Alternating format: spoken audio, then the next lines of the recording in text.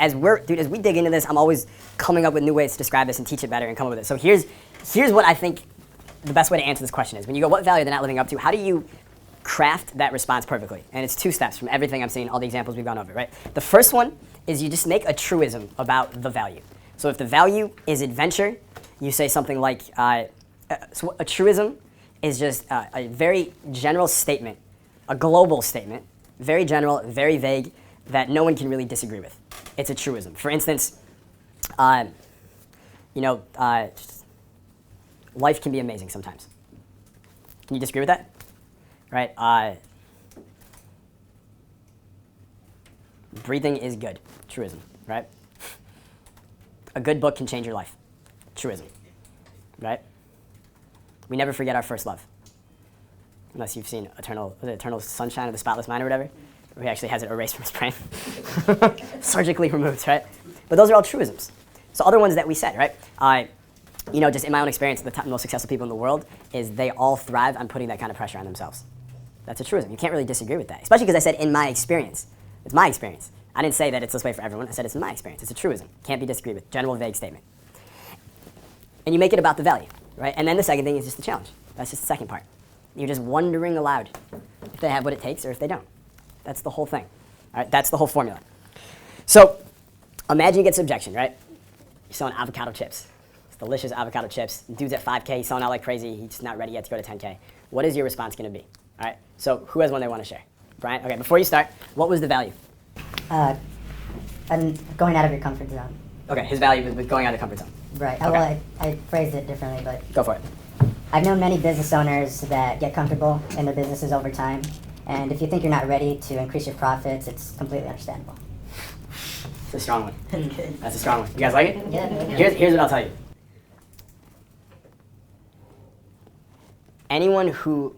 Not anyone. Most guys and women too who run their own businesses, do they have big egos or small egos? Big egos, right? Do they respond positively to big challenges like that or just subtle ones? Would a big challenge like that get to his ego? Yeah, I would do a subtle one. I would do a subtle one too. And the reason being, a big challenge like that, he's not gonna, you're right, and he's gonna know you're right. But the fact that you were the one who was right instead of him, you made him wrong and you right instead of giving him the chance to be right himself. Because of his big ego, he needs to feel like it's his conclusion, his decision. He was the one who was right. Does that make sense? Is there a way we can frame that? Say it one more time.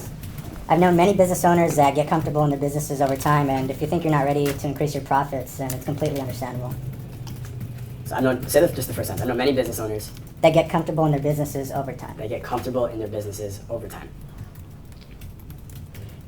We need to add something to that in order to make the second part work. Because you didn't say, why is that bad? Why is it bad that they get comfortable? Isn't that why they're in business? So they can have a comfortable life? I know many business owners that get into business that they allow themselves to get comfortable and their business starts going down as a result. They start losing money as a result. That kind of thing. Keep working on it. I want you to come back. Okay. All right. So what I wrote, and maybe this will help you, is my response was, so here's one by the chips. In life and in business, if we're not growing, we're dying. Aren't you ready for your business to grow?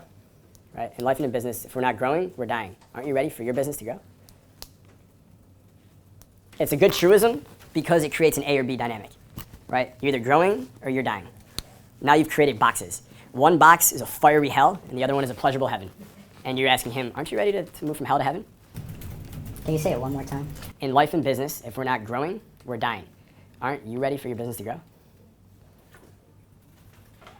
And of course, this will work even better if 3 minutes before in the conversation, you got him to verbally commit to being ready for his business to grow, right? Earlier in the sales call, you got him to agree to that, of course. Now you pinned him down. All right, now who wants to share? Who else? Yeah, what was the value? Providing great service for his customers. Okay. So it's been said that all the top people make sure their customers are taken care of, but hey, not everyone can provide great customer service. Good. I think you have the same issue as him. Yeah, You big agree? challenge. Yeah. For sure. So, workshop yours for a second. We're going to come back to it. I want to see if you guys can subtle it a little more. And if in my experience, with girls, the hard challenges work great. With guys, subtle is better. All right? That's a good lesson for you. It's one of those like obvious ones, but it needs to be said, right? Yeah, everyone's a little bitch when they talk to the girl. Yeah. Hard challenges work much better. They like it hard. All right. They like it That's hard. interesting. Yeah. Push it. That's a great point to expand on it, so to speak. Are there examples you could give that are good and examples that are like Well, so for good instance, not? like for instance, saying, I'm wondering if someone at such a developed age can even have fun anymore. That's a hard challenge, Damn. right? Yeah. She goes, I'm too old to go out. You know, Damn. So what would be almost that good, but not? so your buddy doesn't want to go out. He says, I'm too old to go out. So if she says I'm too old to go out, I'm wondering if someone at such a developed age can even have a good time anymore, right? Hard challenge. For the guy, he goes, I'm too old to go out. You say, my first response, don't be a little bitch, but if you want to be subtle in that situation, this is an interesting one. You're making me think, which is good, because what I'm thinking right now is that it's really you want to use the subtle challenges in business-related activities. With friends and social, hard challenges are just fine. You know what I mean? Because I could easily say to one of my buddies, if he says he's too old to go out, I could say to him, dude, are you really ready to check in at the nursing home? Yeah. You know? Are you really ready to just turn your dancing shoes in? Is that what you're doing? You know? Like, so the nursing, like that's a hard challenge. You get away with that. But in business, right, you probably can't get away with such a hard challenge. With the ones they were saying, those were hard challenges. You want to be more subtle. You have to be more subtle about it. So when we come back to them, we'll work it all around. All right? I want to get to a couple more people here. Who else is one they want to share? Dan, go for it, bro. You know, great business investors are leaders who make quick decisions. You're a great business investor. You're what? Right? I was trying to use that as something tonality in it to kind of let them know that they're assuming they are one already. Yeah. Say it one more time. So I said, you know, great business investors are leaders who make quick decisions. But you're a great business investor, right? Like without saying the right in there. Yeah, that's great, right? So you've set this high bar, this value about quick decisions, great leaders, and you've challenged him. You're a great leader too, aren't you? You're a great investor too, aren't you? What you've done is you've created a reputation for him to live up to. Does that make sense? Which is a challenge of its own. You've said he's a great business investor, right? Yeah. Reputation to live up to. The one thing I would change with your language is starting off a sentence with you know is going to create instant resistance. Why is that? Because he's immediately going to be like, what do you mean I know? You're telling him you know. Basically you're telling him what he knows and what he doesn't know. And the truth is you don't know. I don't know what you're going through. Yeah, those little things matter. They matter hugely, right? I would never go on stage and be like, I know what you're going through right now. I would never say that. I'd say, listen, I don't know what you're going through right now, but I know it's tough. Do you see the difference? So I wouldn't say, say your first sentence again, the way it was originally. You know, great business investors are leaders who make quick decisions. There you go. So you just get rid of you know and say, it's been said. It's It's been been said. written. It's been written. A mentor once told me. I've heard it said. I once heard. All different ways to do it. In this way, you don't claim to know what the other person is thinking. All right? Cool. Yeah, yeah. The comment on that first, I would say just the way I heard that is that if you're trying to butter him up and say you're a great business investor, I mean, the way I hear that, like Warren Buffett is a great business investor. He's made billions off of business investing. If you're trying to sell potato chips to a guy at a corner, grocery store, he probably hasn't made billions investing, so he probably knows he's not as good an investor as Warren Buffett or whoever. So I wouldn't say you're a great business investor because he's like, I just saw a magazine with Warren Buffett on the cover. Like, what are you talking about? So I would try to say rather, you're going to be a great investor because that's a lot harder to dispute than telling him that he is. Have you ever met a guy who thinks he's better than he is? Anyway, yeah. I don't care if it's corner grocery store or corner office on Wall Street. He thinks he's better than he is. He wants to be thought of as a great business investor. I wouldn't have said great business. I would say a smart businessman is probably a better way to word it, right? But it's still the same. He wants to be seen of as that way. Yeah. You're making him a big fish in a smaller pond instead of going right into the hugest ocean. But you're giving him a reputation to live up to. You're saying, I see you as here, way up here. Aren't you? He doesn't want to be like, no, I'm actually here. No guy wants to do that. No guy wants to admit a loss of status. You give him a higher role, he wants to live up to it.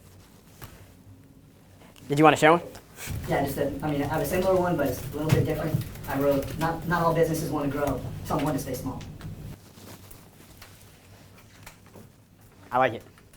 I think it's right on that edge of the difference between subtle and hard, but I think you're on the right side of the edge. I like it. That's good. What was it? Some businesses want to grow. Not all businesses, like, I'm trying to sell them 10,000 bags of potato chips instead of 5,000. And he says, no, I want my 5,000 again. We'll run out on Tuesday, it's fine. So I said, well, not all businesses want to grow. Some businesses want to stay small. So you have the right value, right? Growth. That's the right value. Yes. If you just end it there, you've let him off the hook. Not all businesses want to grow. Some businesses do stay small. But then he can just sit there and be like, yeah, whatever, right? a question there to tie it in. Let's force them to make a decision. If it's no, it's no, right? Tell me no. I'm happy with no. I just want my decision now, right? So it's, not all businesses are destined to grow. Some do stay small. Which one is yours? Cool. Make you make a decision. Yeah. And then of course, listen, he's not going to be like, you know what, you're right, let's do it. But you've tilted the odds in your favor. You've switched the emotion from him not wanting to do it to him wanting to do it. And now all you got to do is pack on just a little bit of logic, maybe a guarantee, right? Some little trust, and then you got it. All right, who has one more they want to share before we wrap up? Yeah. I admire that you've gotten to this level of success by always taking action on good business opportunities, but I get it if you're not ready to take this action to level up. Who here could follow that? You are wordy. I want you to, because the idea is great. I want it condensed, so you can say it in half as many words, or a quarter as many words, right? Because the idea, honestly, dude, I couldn't even follow it, but I know the idea is good. I heard something about taking action. I'm like, I just know that's gonna be correct. But if we can condense it down, right? And that's an art. That's just practice. Who has one more they want to share? Yeah. Mine is a bit hard as well. I know that it's not an easy decision, but you know what separates Elon Musk from the rest of the world? He believes in himself, he takes fast, imperfect actions, and then he adjusts them on his way to success. To be honest, you seem like that when I first saw you, but I guess fast success is not for everyone. It's a hard challenge at the end. Yeah. Yeah. I would subtle it down. The languaging is good. The thing, did you notice that you had a you know in there also? What's that? You said, but you know. Mm. You have it written down there? Can you say that part one more time? I said, oh, I know that is not an easy decision. But you know what separates Elon Musk from the rest So of when the you world? say, but you know what separates Elon Musk from the rest, you're claiming to know what he's thinking and what he feels. And that's going to create resistance. And he's going to have an unconscious guard that goes up that will not let the impact of your message in because of that, right? But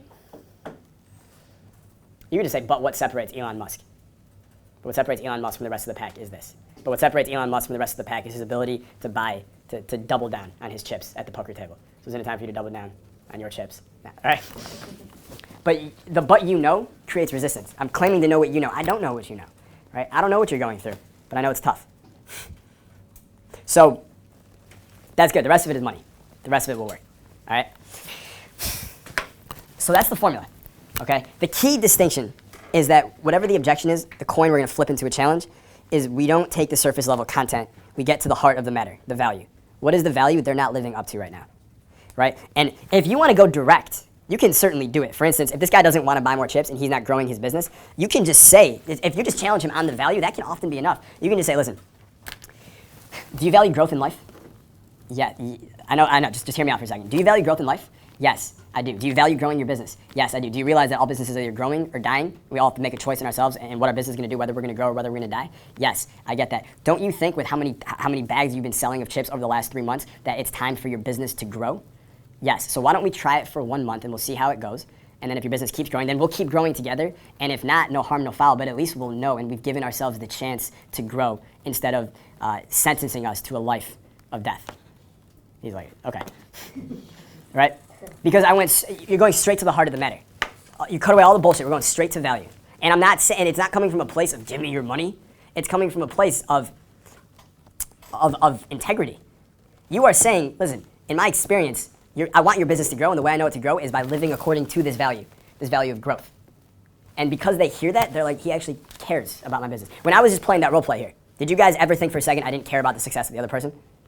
No, right? And I do, it's an imaginary person, whoever the hell it is. I actually, in my mind, I'm caring about their success because it's not about their success I care about. It's about the fucking value being respected. Because I know that value works. I know that value has allowed me to succeed, it's allowed my clients to succeed, and I know it will help their business succeed. I don't want to see the value disrespected. Does that make sense to everybody? When you come at it with that and that certainty and that congruence, you are unstoppable, especially in a sales environment. All right? Okay, so who had some breakthroughs in that section also? Fantastic. We're 2 for 2 so far, swinging 2 home runs. So that'll wrap up month 2 of 6 months to conversation mastery. That was laws of influence in conversation. And next month, we're going to be going over the art and science of asking amazing questions, which is one of my secret weapons. It's one of JFK's secret weapons. It was one of Julius Caesar's secret weapons. It's one of those things that you're never taught in school. You're not going to get it from television. But if you can master it, you have the ability to just control the focus and behaviors of everyone around you, which is a pretty damn good power, if I can say so myself. Wouldn't you say too? See, that was a question. All right, so I will see you next month.